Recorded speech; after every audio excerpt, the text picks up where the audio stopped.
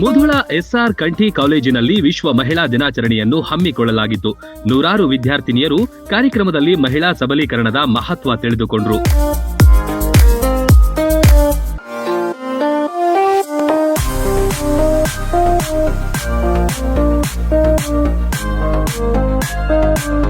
ಸಪ್ತಸ್ವರ ಸಂಸ್ಥೆಯ ಅಧ್ಯಕ್ಷೆ ಜ್ಯೋತಿ ಪಾಟೀಲ್ ಅವರು ಕಾರ್ಯಕ್ರಮಕ್ಕೆ ಆಗಮಿಸಿದ್ರು.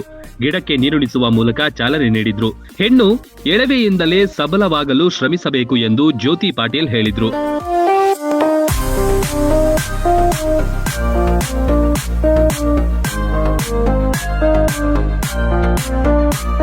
ಹೆಣ್ಣಿನ ಮಹತ್ವ, ಆಕೆಯ ಪಾತ್ರದ ಬಗ್ಗೆ ಕಾರ್ಯಕ್ರಮದಲ್ಲಿ ಅರಿವು ಮೂಡಿಸಲಾಯಿತು.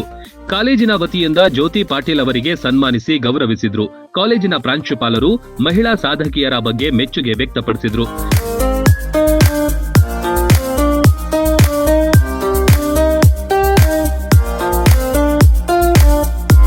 ಲೇಡೀಸ್ ಅಸೋಸಿಯೇಷನ್ ಮಹಿಳಾ ಸಬಲೀಕರಣ ಘಟಕದ ವತಿಯಿಂದ ಕಾರ್ಯಕ್ರಮ ಆಯೋಜನೆ ಮಾಡಲಾಗಿತ್ತು.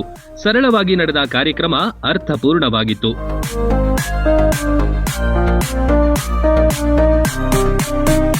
Run TV news, Mudhol.